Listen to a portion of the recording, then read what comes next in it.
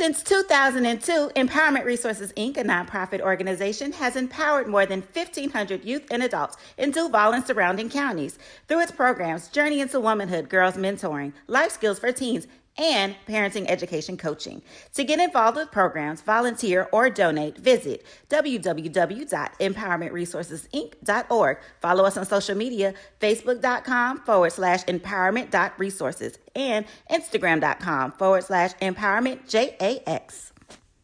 For 200 years, Montgomery, Alabama has been making history by people who had the courage to stand up for change. Today, this riverfront city has been reborn, embracing the past and looking forward to the future. From the National Memorial for Peace and Justice to the stage of the Alabama Shakespeare Festival, this is where history was and is made. We are proud to call Montgomery home, and together, we can be the change. Are you ready? It's time. The inaugural Urban NerdCon is coming to Montgomery, Alabama, July 29th through the 31st. World, what's happening? Rob Morgan here. Just letting you know, July 29th through the 31st, I'll be at Montgomery, Alabama, Urban NerdCon. Come on out, get something signed, take a photo, say hello, let's share some stories and create some memories, you know? Peace. So join us by visiting theurbannerdcon.net for ticket and vendor information. This will be the premier blurred event in the universe. TheUrbanNerdCon.net. Our heroes, our villains, our stories, everyone's con. See you there. From novice to aficionado, find yourself here. High quality cigars plus personal customer service with Slow Burn. Visit our website, www.slowburnwaco.com. Slow Burn is Waco's only mobile cigar lounge featuring a meticulous, curated collection of premium cigars. It's more than a mobile lounge. It's an environment and an experience rich in history, luxury, and personality. An elegant extension of any celebration occasion. It's the perfect escape and meeting place, a space where you can relax or enjoy a shared passion. Have Slow Burn plan your next big event, or before you are planning to celebrate your win over your athletic rival, you can shop our collections at www.slowburnwaco.com. But if they want to tab, I'ma do the dab, yeah. One bite of 100% Angus beef ballpark frank, and you'll say,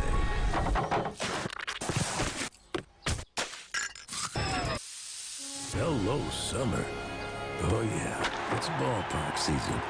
Q Time is a classic Atlanta soul food restaurant located in the historic West End. Q Time Soul Food is a family business started by Fred and Christine Crenshaw. Come on in, relax, and sink your chops into our tantalizing, mouth-watering, distinctive soul food with a twist, the Q Time way. 1120 Ralph David Abernathy Boulevard, or call your order in at 404-758-2881. Do you miss your mama's cooking? Then come on down to Q Time, an Urban Passport member. It's never too early to plant the seed, to share the tradition, and instill a sense of pride in your HBCU with your little ones. HBCU Pride Joy Children's Boutique helps you share your school spirit with a wide selection of adorable kids' apparel and accessories officially licensed from your favorite HBCU. Visit HBCUPrideJoy.com and follow us on all social media at HBCU Pride Joy on Facebook and Twitter. From novice to aficionado, find yourself here. High quality cigars plus personal customer service. Slow Burn is Waco's only mobile cigar lounge, featuring a meticulous, curated collection of premium cigars.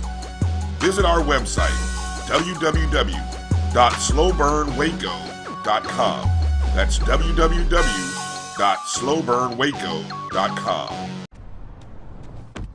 Oh, that spin class was brutal. Well, you can try using the Buick's massaging seat. Oh, yeah, that's nice. Can I use Apple CarPlay to put some music on? Sure, it's wireless. Pick something we all like. Okay, hold on. What's your Buick's Wi-Fi password? Buick Envision 2021. Oh, you should pick something stronger. That's really predictable. That's a really tight spot. Don't worry, I used to hate parallel parking. Me too. Hey. Really outdid yourself. Yes, we did. The all-new Buick Envision, an SUV built around you, all of you.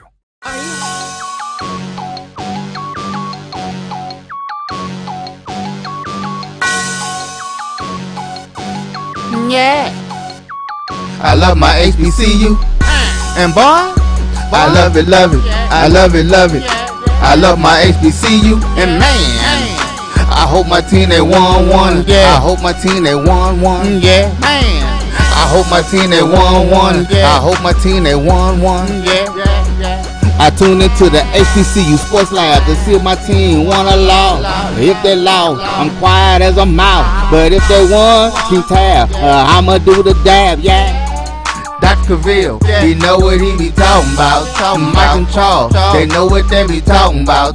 They compress the analytic data with this hip hop. If you know them like I know them, they gon' tell you if your team, if they won or lost, and who the ball. So listen to Professor, yes sir, and pay attention. This is Dr. Cavil with Inside the HBCU Sports Lab with Mike Washington and Charles Bishop.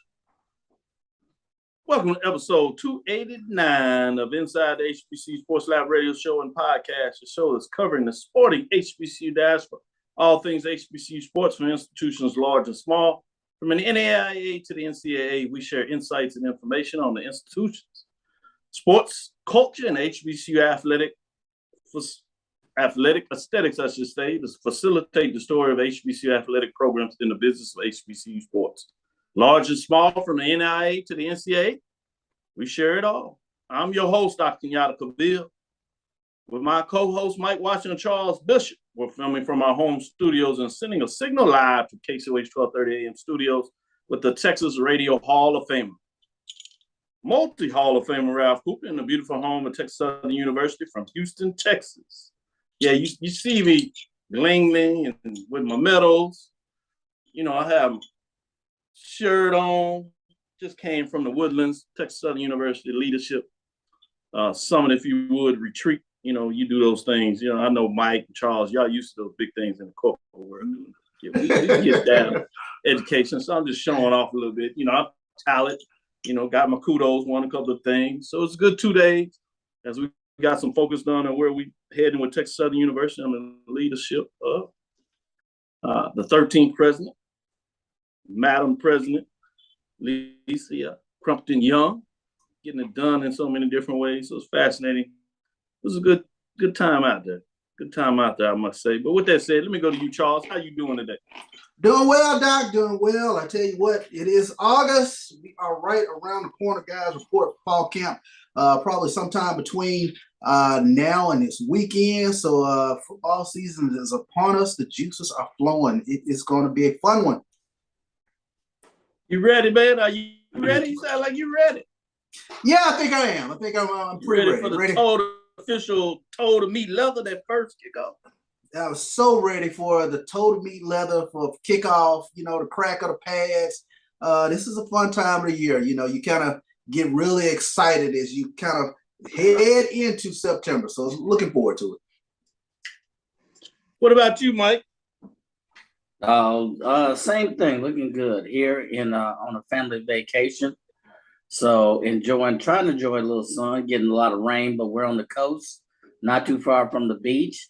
So all is well. And no matter where we are, it is Taco Tuesday. So I have the young Bryce cooking tacos, and all is well. And we're ready for football season to start up. Oh, y'all got Taco Tuesdays. The boy know how to do tacos. I'm heading back out north. I'm heading back out there. Oh, yeah. Get the show from your house. I know that. I just saved me all this rushing back, trying to get everything done. I just went over your house, took the other corner of the house. You know, Mike got this big old house, Charles. Well, you'd have to come to Florida to get us. We in Florida this week. That's even worse. You should know he's doing it. I'm laughing at Mike. Charles, I forgot Charles got that big old house too. No, I don't.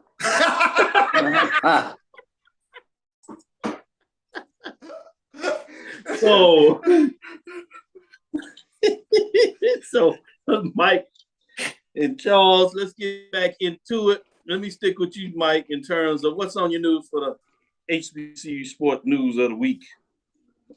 Oh man, where do I start? So I guess Travis Hunter headlines a lot of HBCU football players named to the FCS All-American list.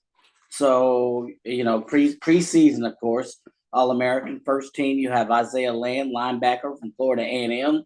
So he's kind of kicking off the list. Then you got Jamare Shareed, punt returner from Florida A&M. Transfer kid. So as a punt returner, he recorded 358 yards on 18 returns. He also carried scored on a 59-yard punt return against Mississippi Valley. So we look for big things from him. And then you got the second team. You got Kamari Everett, who's the tight end for Bethune-Cookman. He's been tagged by many as the tight end of the country. This comes, let me give credit where credit is due, to HBCU Sports. So I got a number of sources on this one. Everett was the only player in the SWAC to have at least 50 receptions, 800 receiving yards, and 10 touchdowns. As I look at the 2021 season stats pulled up, that was acknowledged by several social media sites and HBCUsports.com. Jablonski Green, defensive lineman for South Carolina State. Jordan Lewis, defensive lineman for Southern, is also on the second team. And Isaiah Bolden, kick returner from Jackson State. Some would argue that he should have been first team. And I'm one of those folks. Then you got the FCS preseason All-American third team. And here's another surprise for me. Abdul Fatih Ibrahim, wide receiver for Alabama A&M. In my book, he should have been first team, second team, but he's third team FCS preseason. So he is a big reason why Alabama A&M still has one of the most potent offenses in the SWAC. So he's recorded, a leading 1,000 receiving yard seasons, 60 plus receptions. So Ibrahim is the business. Xavier Smith, wide receiver from Florida A&M. Last season, he had 60 plus receptions, 713 receiving yards. And then Mark Evans, offensive lineman from UAPB. And last but not least, Travis Hunter, DB, Jackson State. All right, true freshman, HBCU player to be selected on this preseason team. So Hunter enters the college ranks as the highest recruit. Everybody knows that. We've seen all the press clippings. But expect big things from Travis Hunter this year. I mean, you've heard the hype. But from what, and Charles can probably tell you more than I could, he is the business. So those are your HBCU players on the FCS preseason All-American list. Well, Charles, since Mike threw you the fastball, what do you think? He was putting people on and off the list. I did like the fact that, he wasn't just somebody sitting out there that says somebody shouldn't be on the list or why somebody on the list. He decides why they shouldn't be on the list, and he put the other person on there. I like when you do that. You take somebody off, then you got to say who's going to be on there. I want to get your opinion since we all opinionated. Give me an opinion. You tell me, Charles, where you at on this All-American list that Mike just walked down like he in the back of a classroom lecturing somebody? I feel Mike on Isaiah Bolden. Isaiah Bolden, I think, is one of the most dynamic kick returners in the nation. So I expected him to be higher on the list. So he's just one of those dangerous people that if you kick to him, he reminds me of the young man who was at Southern, I believe, 2 or 3 years ago, Willie Quinn. You didn't want to kick to him. Yep. You did not want to kick to him whatsoever. And I believe Isaiah Bolden is that same type of individual. You kick it deep to him, bad things can happen on your kickoff team if you're not fundamentally sound and disciplined. So, great point. Bad things can happen. Bad things can happen. Not good at all. Before I go back to you and get your thoughts on the news of the day, what you want to discuss, David Barnett says, "What's up, Charles?" Chuck Hunt says, checking in from Monroe, Louisiana. G. Boom Holly finishing up the second summer term and getting ready for football campus to open up this week. Yeah, camp is open for a lot of folks. couple more folks are getting things open as well. Noel Price is checking in from Jacktown. Good evening, Dean, Professors Chuck and Miles. D, I love. Now that's pretty nice when they put your professor in front of Chuck. I know usually it's Charles, but folks know you. But when they put professor in, I guess they can use. That's pretty nice.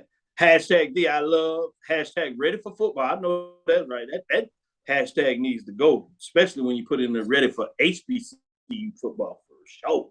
Belinda says checking in from Houston, representing Alcorn already. We in the lab. Ricky Burton's in here. He's David is checking in from Tomball, Texas. A.D. Drew, audit in the class. I like that. Sit on down there and audit up. No charge. We'll make sure they don't try to back charge you either, Drew.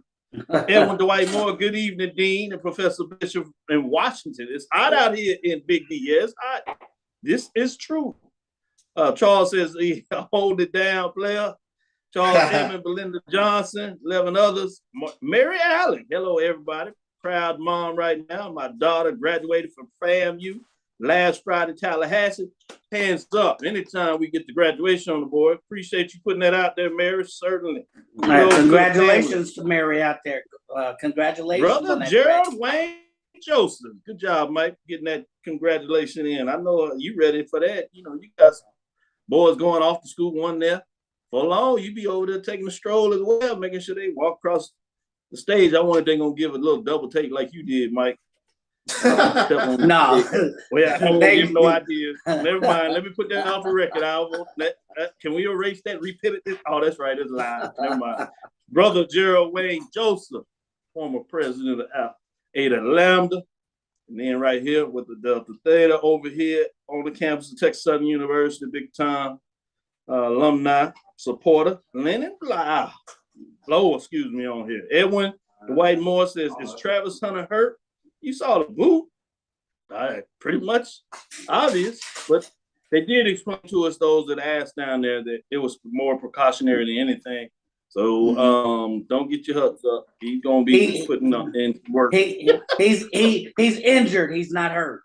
He'll be ready. He'll be there. I think he'll be on. I think he'll be on the plane. Versus Jackson State in Celebration Bowl. Got to get this in there. This is interesting. Then it says Norfolk State versus Jackson State in the Celebration Bowl. Charles will be 0-2. Oh, man. The MEAC will be slacked up in the slack again. Shots fired. That must be some MEAC love. They just had I was there in Norfolk, so we'll get a little bit about that. Shots fired. They treated me well up there. I like the MEAC. I'm a MEAC fan. I'm going to get my shirt and everything. Norfolk State has to get through South Carolina State and North Carolina Central, so ease up. Hey, man, we're going to let you go in on that a little bit. We're going to talk about the rankings and see what your thoughts. You don't have to spoil it off for everybody yet. We're going to let you get in there. I saw him wearing a boot at SWAC football media day. I wondered about that. Yeah, we gave you an update there. Winning Quinn of Miami, Florida, 5'5". What's going on? Mary Allen says, thank you, guys. No problem. Emma Price, Anthony Weston, what's up, everyone? No doubt. Jerome G. Sutton checking in from Tampa. The end of the season poll is the only one that counts. That's true. That's true. But we got to have something to talk about. Y'all tuning in. You think we just going to wave our hands? Don't spoil it for us, man. Let us talk. We got a long season. See, y'all rush the season through. Y'all got to savor this. But Anthony Watson has a point. You got to admit, Dr. Cavil. That's a data point. That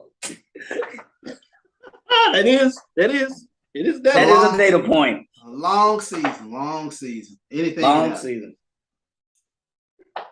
No doubt about it. Donald Crawford, Leonard Blau, we got our defense fixed, and we start a white quarterback. So watch out. You sneaking out some noise. Man, you supposed to hold that under wrap, man. Folks watch it, man. Dennis Gale Waller in here checking us out. With that, Charles, anything else you want to add to the flavor there? Yeah, let's take a look at HBCU Sports. Great article here as the SIAC. They named their new league commissioner, Anthony Holloman. The SIAC Athletic Conference Council of Presidents announced on Monday that Anthony Holloman has been named the 11th commissioner of the conference. He will start on September 1st, succeeding Greg Moore, who will officially step down following 13 years of service to the conference. Holloman is Vice President of University Advancement and Athletics and Executive Director for the Fort Valley State University Foundation since 2018. So congratulations to Anthony Holloman. He said this about his appointment: "This is an exciting time for my family and me. Wholeheartedly, I embrace the challenge of managing and growing the SIAC while positioning the league for its next chapter of growth as a collection of regionally, nationally, and globally recognized institutions."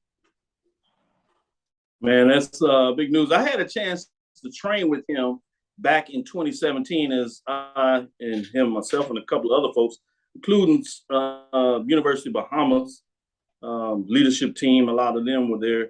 One of the members came out of there, came and was serving as the interim provost a couple of years ago in terms of still serving in that role at University of Buffalo. And Holloman was down there. Interesting in terms of how he got in athletics, coming from the assessment side most recently. Then he served as assessment along with as the vice president of athletics at Fort Valley, and now the commissioner. A.D. Drew jumps on here and just said that he worked with Holloman. Yeah, Tuskegee, as he moved around there. So it's fascinating. Congratulating for him. Let's take our first break, and on the other side, we can come back and get your thoughts in terms of what did that mean for the SIAC. A lot of expansion news there taking place, and a lot of good growth things are going on at SIAC. So I'd like to hear what you think maybe some directions that it would be interesting to see about the SIAC as they move forward under the leadership of Holloman. That will be right back after this first break. Are you hungry for authentic Caribbean food like jerk chicken, oxtail, red snapper, shrimp, tofu, and rasta pasta? Well, find your way over to Mango's Caribbean Restaurant, 180 Auburn Avenue, right next to Royal Peacock in downtown Atlanta. Them belly full, but we hungry. Mango's Caribbean Restaurant, open daily from 11 a.m. to 10 p.m. And on Friday and Saturday, we're open till 4 a.m. Come to Mango's and put some spice in your life. Oh, we've got a good thing going. Mango's Caribbean Restaurant, 180 Auburn Avenue, right next to Royal Peacock in downtown Atlanta. For more info or directions, call 404-698-3992 or log on to mangoscaribbeanrestaurant.com. For instant coupons, text MANGOS to 313131. Tell your mama hungry, papa hungry, brother hungry. Mango's Caribbean Restaurant, authentic Caribbean cuisines. Open up the door, tell your mama hungry. Since 2002, Empowerment Resources, Inc., a nonprofit organization, has empowered more than 1,500 youth and adults in Duval and surrounding counties. Through its programs, Journey into Womanhood, Girls Mentoring, Life Skills for Teens, and Parenting Education Coaching. To get involved with programs, volunteer, or donate, visit www.empowermentresourcesinc.org. Follow us on social media, facebook.com/empowerment.resources and instagram.com/empowermentJAX. For 200 years, Montgomery, Alabama has been making history by people who had the courage to stand up for change. Today, this riverfront city has been reborn, embracing the past and looking forward to the future. From the National Memorial for Peace and Justice to the stage of the Alabama Shakespeare Festival, this is where history was and is made. We are proud to call Montgomery home, and together, we can be the change. Press the analytic data with your hip hop. If you know them like I know them, they gon' tell you if your team, if they wanna law, and who the ball. So listen to Professor, yes sir, and pay attention, cause he gon' teach a lesson. This is Dr. Cavil inside HBCU Sports Lab with Mike Watson, Charles Bishop. Some good chatter in the space over here. Those folks getting in here, texting back and forth, good dialogue. People rolling and laughing, good content. Keep it coming, keep it coming. It's going to get even better as the season get into it. I stopped and paused and kind of teased it out a little bit. You talked about the new SIAC commissioner. You know, it's a significant role when you talk about the 5 HBCU conferences, 4 of them playing football. With SIAC, you've seen growth in the SIAC in terms of what took place over the years for the SIAC under the previous leadership. So wanted to go to you, Charles. What are your thoughts in terms of the SIAC moving forward? On any particular things that you're looking that might take place with the SIAC? I'm looking forward to where they might go from here in terms of growth and leadership within the conference, especially when you take a look geographically, sitting right in between, so to speak, the major conferences, as you mentioned, the SWAC and the MEAC, but they've cut out their own niche in terms of great quality product, great football programs, great athletic programs as a whole. So trying to see where Mr. Holloman takes this conference going forward. Mike, as I was saying, Greg Moore was the previous IAC, and you saw a lot of expansion growth come out of the time there. Yeah, also saw that with Allen and Edward Waters as they're making their transition. You've seen some other growth. What are your thoughts in terms of what you have coming in for the SIAC? In addition, Greg Moore just had the television deal. Obviously, you have the Red Tails Classic that has the SIAC name written all over it. So some big things in terms of what's going on with the SIAC. What else do you see taking place? Or what are you looking for that may take SIAC to the next level in terms of just more exposure? Well, a couple of things that I've seen that I expected to see that occurred. Number one, with the SIAC was the more coverage. I didn't know what that looked like, but you knew that there was more coverage coming for the SIAC, with their new deal.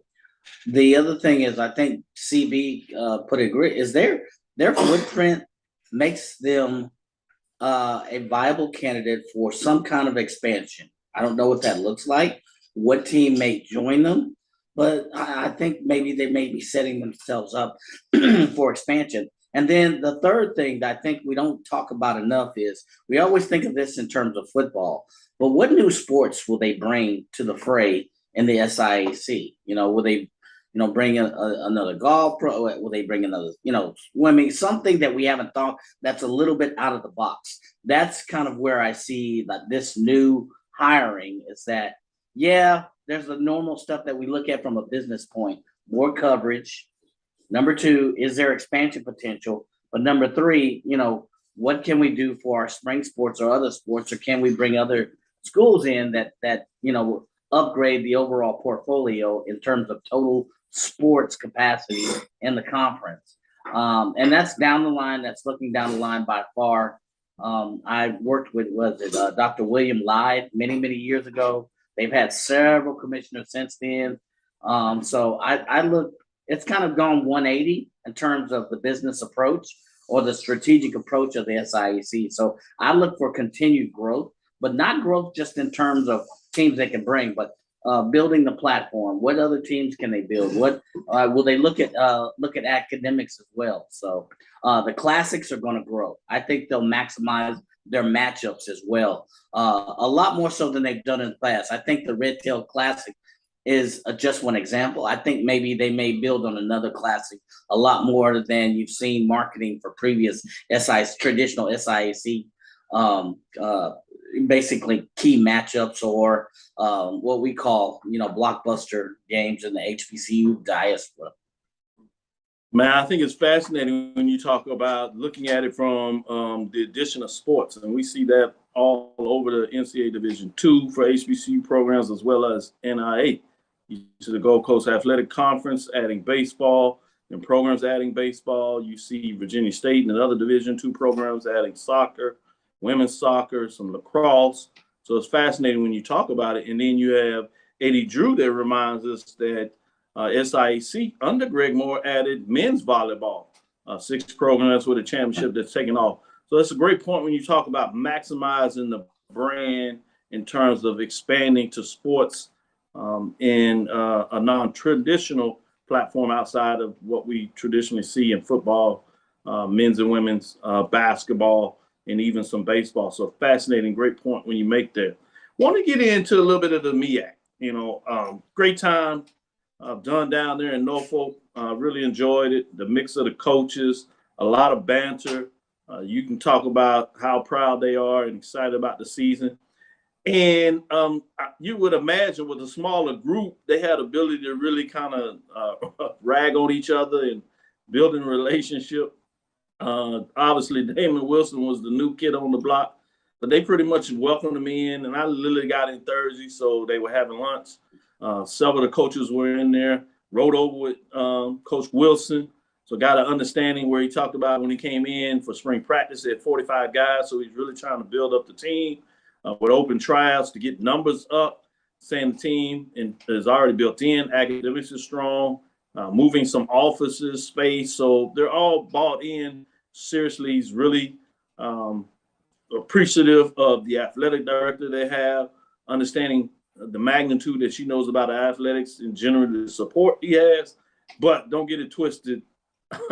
Coaches, Delaware State, North Carolina Central, Howard University, and the granddaddy of all, Coach Pugh, over there, South Carolina State, they let him know that, don't rush the win. We'll take care of this. But they were going at each other. He said, yeah, man, that coach going to have a great season except for when he plays us. So that was entertaining to see as we talked about that. Go ahead, Charles, jump back in there. And I'll give you a little more about what was going on in Norfolk. One thing that always tickles me with regards to the MEAC is they have this perpetual chip on their shoulder that never leaves. And I was sitting there thinking, I was like, listen, guys, we know you're a good conference. I'm taking a look at the players that are in this conference. Y'all don't have to pull mouth anymore. We know that you're good, and you took it out on the SWAC again. In the SWAC MEAC Challenge and in the Celebration Bowl. So, but I'm always tickled by the that we don't ever get any respect, and it's like, ease up, guys. Yeah, exactly. This is a good football conference. It's a very good football conference. Great point, and you're right. You do see a lot of this, but I will say this, and I was really excited about this because you don't know. You put in the work. And while you're not focused on getting accolades and all these things up, they made it the point to recognize what we bring to the table with the show. How I was there every Monday when they were doing their media day. There was a great appreciation for the work that we're putting in covering. And so a lot of that, to be frank with you, and they reminded me of that, it wasn't to us. It's to them fans out there that are talking.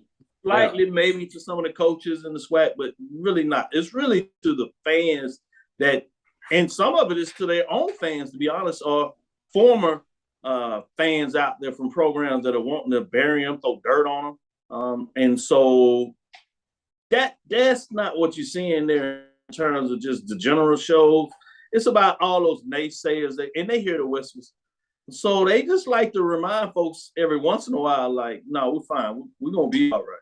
Mm-hmm. Y'all might want to worry about what y'all programs are doing with y'all coaches over there. That's what y'all might want to worry about because we seem to find a way to get it done, whether it's a MEAC SWAC Challenge or Celebration Bowl. And obviously, when you talk about the record, obviously I like to focus up late, but even in that is, it's just 2-2 in terms of that. Obviously, in terms of MEAC SWAC Challenge over the last couple of years, you had that record. Celebration Bowl, it is clearly what it is. And so that's fascinating when you start seeing what that looks like. But there's going to be some good football in terms of the MEAC. As you allude to, Charles, it's going to be some talent. So folks that are choosing to ignore the MEAC, they're doing it at their own peril, their own lack of truly understanding the value of HBCU sports out there, which is why we bring up the CIAA, SIAC, just to give folks appreciation for fun that's out there. People talk about these Thursday night, Friday night games, and certainly understand people that have concerns of whether their team shows up. But I had to be honest in terms of what that looks like. That, I enjoy Thursday, Friday night games. That means I get to see HBCUs on the night that I traditionally would have to watch something else. Sure. And so I like the aesthetics. If it would be better with fans, certainly. Don't let me get it twisted. That's an important part of it. But if I get to see what's on the field and I'm entertained by some HBCUs playing, you better believe I'm gonna turn it on, because the work that we do and the fanship that we have on Saturdays, you keep maybe a little ticker about the scores. And if you get a chance to kind of play a game here or there, you'll check it out. But I'm all focused in on whatever game I'm covering, traveling to watch. And certainly when it's a team that I'm associated with, I'm all into that game right there. So the most I can do is maybe check on it. Thursday, Friday night, I get to totally be engulfed in that game in regards to watching it. So that's another appreciation I have for it. Let me get it. Remember 2-3 years ago when the SWAC was expanding? North Carolina A&T left, Hampton left. What was the narrative on the MEAC then? They said they were dead. Everybody said the MEAC is dead. Everybody was writing us on this show. We tried to tell everybody slow down. They're gonna be all right. Slow down, slow your roll. But everybody had written the narrative for the MEAC. Oh, they're gonna expand. They hadn't even picked teams out. Well, this team could join them, but there's this D1 rules and NCAA. Everybody had written that. We even commented, well, yeah, that's possible, but the MEAC is not dead. Fast forward, here we are 2 years ago, 2 years later, another Celebration Bowl victory, and 6 teams deep, running strong. MEAC still strong. Ain't changed a thing. They've added a few things to it. Ain't changed a thing. So it's amazing how that narrative has now changed. And the MEAC continues to play that role of, well, Rodney Dangerfield. Exactly. We get no respect. No respect. We tired of teams disrespecting us, all of that. Slow down. We know you're good. We know South Carolina State's good. We know North Carolina Central can beat any team on a given day. We know you're good. That respect that Rodney Dangerfield is getting old,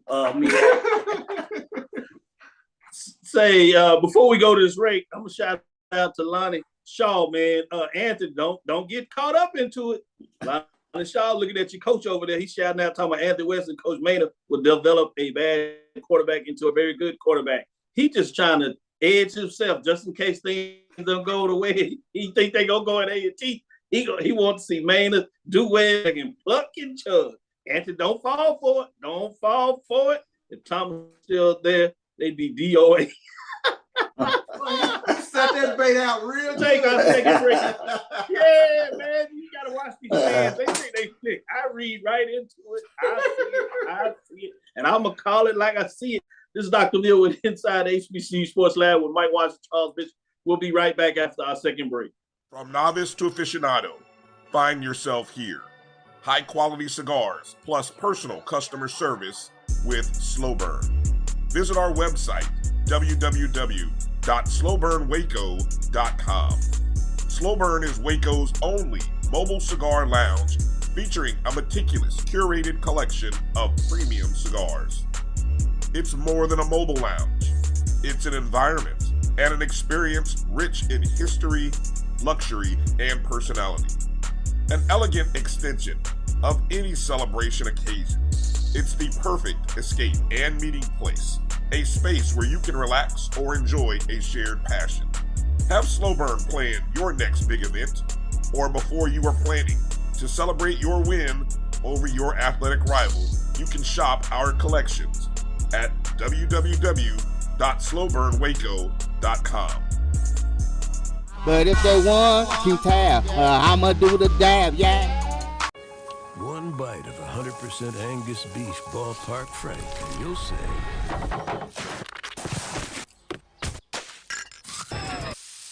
hello, summer. Oh yeah, it's ballpark season. Q Time is a classic Atlanta soul food restaurant located in the historic West End.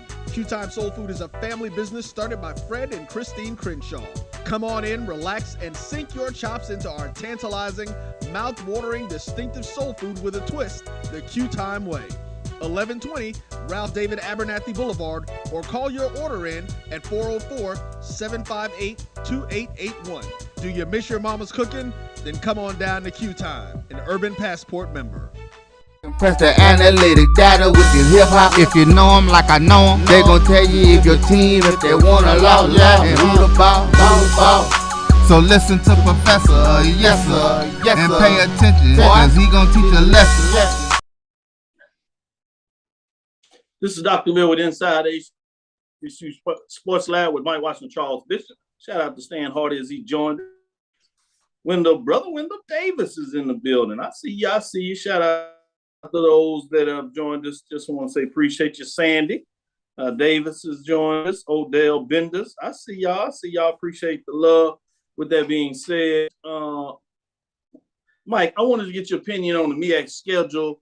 I think we talked about this last year, but I'm still fascinated about that. I really like this flex schedule I see from the MEAC. Obviously, you got some detail of some big non-conference games that'll be live streamed on ESPN Plus. Lincoln, Pennsylvania at Delaware State. Winston-Salem State at North Carolina Central. Obviously, old rivalry back in North Carolina. Division II versus FCS makeup there. Sacred Heart at Morgan State. You got that HBCU FCS program against the HBCU Morgan State. Virginia University Lynchburg at Delaware State. People talk about Virginia University Lynchburg and the number of teams they were playing the SWAC. Well, it's like they moved over to the MEAC and said, well, we're going to find that love. And the thing about it, if you've been Virginia University Lynchburg, what the fact you like about it is you get some television time while you're playing some of these games there. You got the Battle of the Bay with Hampton and Norfolk State. That's going to be interesting. We talked about Hampton's schedule there, where Norfolk State is going to be. So it's going to be fascinating to see what that looks like. Can they get it done again? Norfolk, Hampton is on the road, so it's going to be a tough one there. But it's one of the chances that Hampton is going to look forward to getting a win. Besides maybe that Tuskegee game, Howard. I got them put one of the Colonial games, but far and few between. So they need to see if they can get that one. Merrimack at Delaware State. St. Francis at Norfolk State, Norfolk, as they said, as we get on the plane, as I was down there, would tease me out there. Virginia University, Lynchburg again, North Carolina Central, Virginia University, Lynchburg at Morgan State, Robert Morris at Delaware State, Norfolk State at Morgan State, FAMU at South Carolina State as you get into the conference Saturday, October the 8th. Then you have Virginia University, Lynchburg at South Carolina State, Delaware State at Norfolk, and then you get into the flex schedule October 22nd. You're either going to have North Carolina Central at South Carolina State or Delaware State at Howard. Which one do you think they're going to flex to at that time, Charles? It's a good question. Delaware State at Howard? I'm looking for some Norfolk State or some North Carolina Central toward the end. Yeah. Mike, you think they're going to flex to either North Carolina Central at South Carolina State or Delaware State at Howard? Which one do you think they're going to flex? I know it's no. No, I think it's Carolina. All right, Saturday, October 29th, you got North Carolina Central at Delaware State, Howard at Norfolk State, South Carolina State at Morgan State. So you have all 6 teams playing, 3 games scheduled. And then you go back November 5th, you got another flex opportunity. Delaware State at South Carolina State or Howard at North Carolina Central. Charles, who they going to flex to that weekend? Howard, North Carolina Central. Howard, Mike. Howard at North Carolina Central. Saturday the 12th, you have Morgan State at Delaware State or South Carolina at Howard or North Carolina Central at Norfolk State. All 3 teams, they'll flex in one of those directions. Charles, where you going with the flex, man? Central Norfolk State. Mike, where you going with the flex, man? Put out your muscles. Where you going with your flex? I'm gonna switch. I'm gonna go. Was it South Carolina State Howard? Yeah. I'm gonna go with that one. Saturday, November 19th is Howard at Morgan or Norfolk at South Carolina State. I think I know where you go for this flex. What you going? Where you flex? I'll take Norfolk and South Carolina. But you know the fun part, Doc, is the parity in the league. I really have to kind of think about, who do I want to place? Because when you take a look, especially at the players on the first and second team, good representation of each school. So, I know what South Carolina State is bringing back 9 starters. But man, I'm looking at Central. I'm looking at Howard. Looking at Norfolk State. There's some good teams over there. Mike, I like that when you talk. That's a good point, Charles. Howard at Morgan State and Norfolk State at South Carolina State. Which one you flexing to? Oh, I'm still going South Carolina State on that one. Norfolk at South Carolina State. I see the flex. Yeah. Interesting enough, you got Campbell. Campbell plays 3 HBCUs. They got A&T in the conference. You got Campbell out at Delaware State out of the MEAC, and then you got at Jackson State in terms of the SWAC. The first and the last will be homecoming games. So they either going to get understanding of HBCU homecoming or they're going to ruin a homecoming. It'll be interesting to see, or two, I guess you could say, what that may look like. Charles talked about the parity. So I want to get a little parity as obviously the predicted order finish was released. That's the coaches from the MEAC that's selecting that, and the SIAC. I want SIDs, I should say. At number 6, you have Morgan State. They got a first place vote. Talking about the respect of coming in with Coach Wilson. A lot of credit there, 26 points. So even though they picked last, there's some people that think they can do something. At number 5, you have Howard getting one first place vote, 52 points. Okay. Delaware State, one first place vote at 58 points. Norfolk State at 80 points, even though they have a predicted order to finish third, clearly in the top 3, they did not get one first place vote. I'm interested in those 4, 5, and 6 that got one first place vote. I wonder, was that a coach or SID? Number 2, North Carolina. Good question. One first place vote, 92 points. South Carolina State with 8 first place votes and 124 points. Clearly the favorite. As I tell everybody, I think they were a year ahead of the pace, so they scary. But as you saw last year, in terms of the parity that Charles talked about, there were a lot of close games. Have they grown that much? Do they still have the target on their back? Obviously, everybody's going to be after them. It's a little different when you know, the rabbit with the gun. Can they continue to get it done? I'm going to go to you, Charles, as you started to have some thoughts on this as I was reading up there. What jumped out as you were going to say, and what your thoughts in terms of this predicted order to finish? And then I'll ask you, the last question there is, do you have South Carolina State getting out of it? Do you agree with it? I do agree with South Carolina State in terms of what they bring back. And you take a look at, you talk about a team being loaded. Shaq Davis at wide receiver, he is probably one of the best wide receivers in the nation. But the parity in this league is what jumps out at me. Hold on, Charles. I hate to interrupt you, but I want to talk about this. The rest of I'll continue to check us out because the rest way through, we're going to look at top 3 positions. We'll look at quarterback. We'll look at wide receiver. We'll look at running back. We'll look on the defensive side. And before we do that, obviously, we'll look at the offensive line. We'll look at tight end for those teams that have it. We'll look at linebackers, cornerbacks, safeties, front defensive lines, and we're going to rank them and tell you players to watch at the FCS level, which we call major division, Division II and NAI, at the mid-major division. So we're going to tease a little bit of that and let you know our thoughts on that in terms of what that looks like as we continue to turn down the season. So we're going to give you some players to keep your eyes on. I know a lot of y'all have players that you put on your team and some that, you know, are getting some shine out there, but we're going to give you some other players to continue to look at to make sure you keep an eye on expectations. Sorry to jump in there, Charles, but go back as I was asking, what are your thoughts again in terms of the first place votes? I can go with South Carolina State, but here's the thing: when you take a look at 2 and 3, especially, and I had difficulty with North Carolina Central or Norfolk State. You know who should be 2 or 3. You know, North Carolina Central, they're a 3-point loss to South Carolina State. They could have very easily been in the Celebration Bowl. They went 4-1 in MEAC play. And North Carolina Central brings back 15 starters this season. Norfolk State, they got the preseason offensive player of the year in J.J. Davis. We know what Dawson Odoms can do with a running game. He gets those road graders up front, and he can pound you to death. So Norfolk State, I think, is going to be a scary team.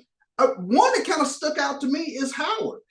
They have players, especially on the first and second team, a dual threat running back in the backfield, as well as a quarterback who's preseason second team all MEAC. So they have some pieces as well that intrigue me. So it's the parity from top to bottom that really it sticks out for me with this league. It's going to be a tough goal for South Carolina State to get through this conference unscathed.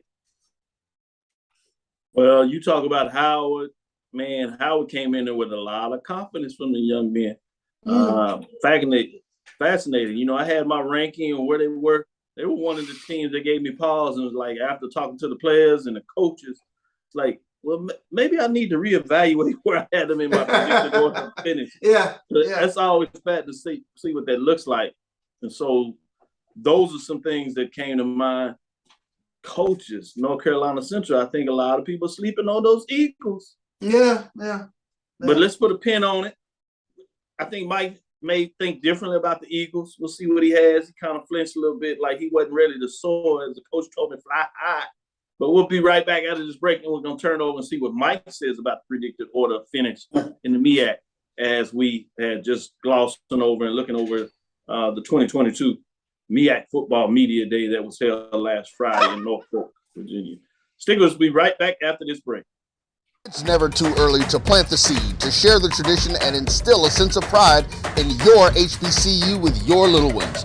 HBCU Pride Joy Children's Boutique helps you share your school spirit with a wide selection of adorable kids' apparel and accessories officially licensed from your favorite HBCU. Visit HBCUPrideJoy.com and follow us on all social media at HBCU Pride Joy on Facebook and Twitter.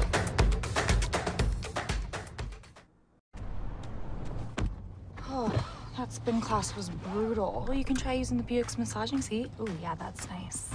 Can I use Apple CarPlay to put some music on? Sure, it's wireless. Pick something we all like. Okay, hold on. What's your Buick's Wi-Fi password? Buick Envision 2021. Oh, you should pick something stronger. That's really predictable. That's a really tight spot. Don't worry, I used to hate parallel parking. Me too. Hey. Really outdid yourself. Yes, we did. The all-new Buick Envision, an SUV built around you, all of you.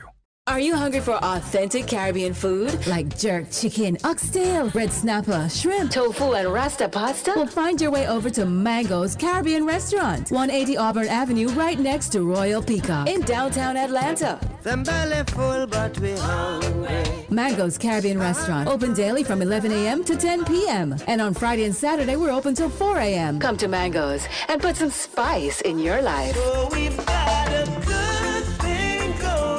Mango's Caribbean Restaurant, 180 Auburn Avenue, right next to Royal Peacock in downtown Atlanta. For more info or directions, call 404-698-3992 or log on to mangoscaribbeanrestaurant.com. For instant coupons, text MANGOS to 313131. Tell your mama hungry, papa hungry, brother hungry. Mango's Caribbean Restaurant, authentic Caribbean cuisines.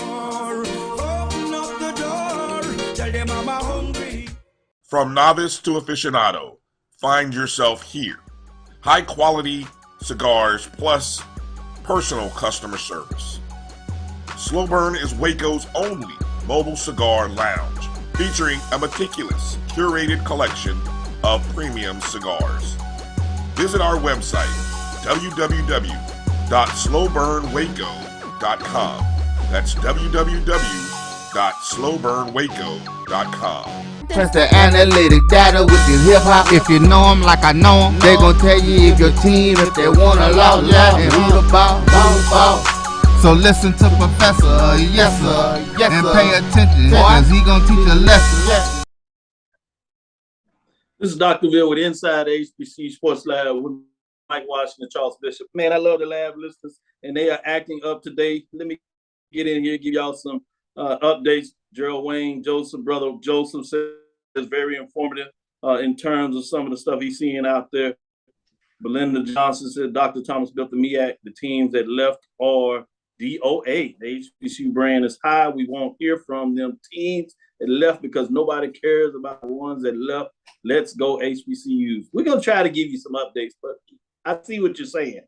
Lonnie Shaw talking to Lennon Blow, used us Aggies call it 3-helmet gate. Oh my goodness, UVL appears on ESPN 4 times versus opponent, as I tell you, AD Drew talks about. Johnny Neal's checking us out. Anthony Weston says He also might be able to spin straw in the goal, but the quarterback has to be both very good and consistent. There are at least 2, possibly 3, who have had ability to play, but he has to have that consistency. A little straight talk there. Craig is joining us. Lonnie Shaw, Lennon Blau, Aggies call it the helmet gate, is what he was saying there. Lonnie Shaw, as Lennon Blau asked, are you going to the Aggie Eagle Classic, Charlotte Labor Day weekend? Seems like there's a little interest between the Eagles and the Aggies. Steve Gaither jumps in here and he just throws fire on everything. Howard looks good every media day. Then they show up with another 2-3 win season. But Coach Scott didn't dodge questions. Give him credit there. Charles Bishop talking about ouch. Yeah, that was hard. Then we got Lennon up here. The Spartans are going to fry those Eagles extra hard, and we're going to do those Bulldogs from South Carolina State like Michael Vick did his goons, did those dogs. Wow, y'all done got tough on folks. Amos Foster, good evening, fellas. Thank you. Amos just jumping in here and not letting loose like everybody else because it's going in the dialogue. Keep it going. Howard will always win the MEAC no housing championship. That is what cold. What is wrong with these people today? That is cold. They done woke up on the wrong side of Hey, the Mecca is taking some today. Yeah, I see it, man. These people woke up and decided on punishment today. What was that? Mike, let me get back to you as we get back into and level set a little dialogue that's going on. All these shots, I done forgot the damn question. I know, that's why I was going to level set to you too. I mean, these folks like God. On that's cold. And hey, Charles, and they say it's rough in the SWAC. Well, it just got rough in the MEAC. Rough in the MEAC. We just say it's rough in the HBCU Sports right now. It's just rough. Man, oh my gosh. So as we level set a little bit here, Mike, the question was asking you about the predicted order of finish. Again, 6 at Morgan, 5 at Howard, 4 at Delaware State, 3 was Norfolk State, North Carolina Central sitting at 2. Selected the repeat of South Carolina State. As I asked Charles, I talked about 1, did he agree with South Carolina State coming out of there and win it again? And then I asked him just in general, what was his thoughts on the predicted order of finish? And I want to ask you, what are your thoughts on Morgan State getting 1 first place vote? Why? Why? Why? Seriously, I'm looking at the last statistics and the standing the last 3 or 4 years. Why? So I'm looking at the predicted order of finish for 2021. It looks eerily similar. South Carolina State, 118. Norfolk State, 118, 5 first place votes. Norfolk State, 96 points. 2 first place votes. North Carolina Central, 78 points, 2 first place votes. And of course, Morgan State and Howard at the bottom of the cellar. So let's also remind you of how they finished in 2021. You don't have to remember all of the intimate data points. Just know that Howard and Morgan State were at the bottom. So, and South Carolina State was undefeated in the MEAC, despite a 2 or 3 point advantage over North Carolina Central. Now, you mentioned Central, they're scary, but there's no way. South Carolina State, they're returning 9, 10 people? Oh, that's scary. That's almost the same team. They got way more votes. They got way more. We'll talk about players. I don't even want to mention players. So I am not surprised that South Carolina State is number 1. Even when A&T was in it was usually A&T, South Carolina State. Maybe you could mix in Norfolk State. You also could say that Norfolk State, maybe Coach Odoms has 1 year in the fray. Maybe he's brought that defense but whatever. It's South Carolina. It's them Bulldogs, baby. I'm sorry. It's them Bulldogs. Well, William B.J. Levette the second just came in, and South Carolina State is going to be undefeated in the MEAC again. So we got everybody been in on this, giving their thoughts. I will say this, we had this book that they gave us, had us read, as I told you came in and talked a little bit about the retreat, Texas Southern University leadership team, extended leadership team. And this one is the disruption mindset. While Charlene Lee, New York Times bestselling author and open leadership, really good stuff in here in terms of that. But I bring this in because now I see what you all were talking about for the show. You all came in with a disruption mindset. The lab listeners have a disruption mindset. Y'all just shaking everything out. Why some organizations transform while others fail. But leave it to the show for folks to get an understanding of the disruption mindset. So it's fascinating the way you break it down there. I did want to get back to this. Tune to us Thursday because we're going to look at the top 3 quarterbacks according to Charles, top 3 quarterbacks according to Mike. And we're going to look at it for the FCS HBCU programs across the SWAC, MEAC. We'll bring in those independent programs. We'll also look at it at the mid-major level. That's NCAA Division II. NAIA, we're going to talk about the top 3 quarterbacks. And then we'll start going through various positions. But I'm fascinated to see as a homework assignment for the lab listeners, what are their thoughts in terms of the top 3 quarterbacks, regardless of the league, HBCU. Who do you come in this season looking to be a quarterback you have to keep a watch on? If you had to do your top 3 list at this predicted order of time, who do you have at the top of your top 3 quarterbacks across the board? Top 3 at the FCS level HBCU program, major division, and then top 3 at the mid-major division in terms of what that looks like. These guys have already did the homework and put it out there. I'm going to tease a little bit and see what you think there. But I don't want to give it to anybody at this time. I do want to know, Charles, when you start breaking down your quarterback, what are the things that you look at as you start to put your list together? Again, don't give them any hints in terms of where you're going, but I do want to know, what do you consider when you start looking at what you are going to assign for your top 3 quarterbacks? Completion percentage, are you accurate? And turnovers, whether you protect the football. So those are a couple of data points that jump out immediately for me with regards to quarterback play. So it's a little hint out there, folks, in terms of what Charles is going to give you in terms of top 3 major, top 3 mid-major division, completion percentage, looking at that accuracy, and your turnover percentage. Do you turn the ball over, or you protect the ball throughout the season? Go to Mike. What are your thoughts in terms of what you're going to look at when you put your top 3 together? What statistics do you tend to focus on? Or do you just look at wins, losses? What kind of things come to mind when you start putting your list together? What's going to be important to you? I look at first, I like CP, I look at the data points, but I look at how they performed in a couple of key matchups, games. I also look at I look at the offenses and weapons, who they have with them.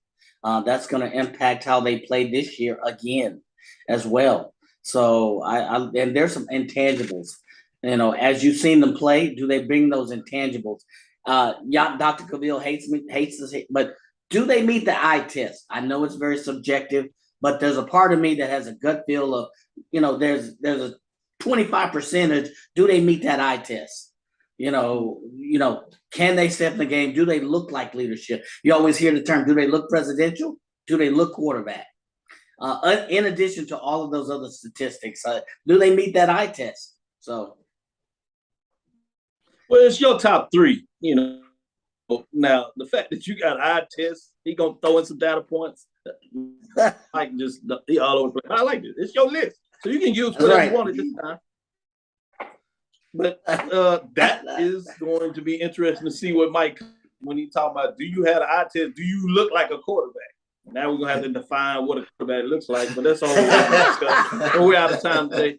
Thank you for listening to HBCU Sports Lab. Make sure you share our podcast with your friends and colleagues. I am Kenyatta, the Dean of HBCU Sports, coming from inside the lab in the College of HBCU with Mike Watson and Charles Bishop as they give you their updates in terms of how they move forward. Again, we want to thank you for listening to Dr. Bill's Inside HBCU Sports Lab with Mike Watson and Charles Bishop every Tuesday and Thursday at 6 o'clock Central Standard Time. We look forward to Thursday as we'll give you those top 3 quarterbacks. Tune in. This will be fascinating. You saw how they broke it down in terms of the eye tests and the stats, data analytics, and then Mike and then Charles go with some completion percentage. I want to know what they got to say because they put it all out the bag.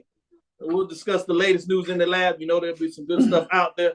Follow me, Dr. Kenyatta Cavil. That's DrKenyatta-Cavil. That's DrKenyatta-Cavil. Twitter, Facebook, and Instagram. The lab listeners are going off. They talking about who's not going to be on the top 3. That is not nice, people.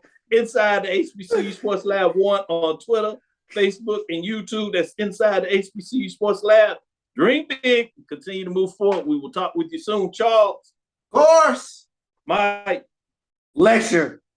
Dismiss.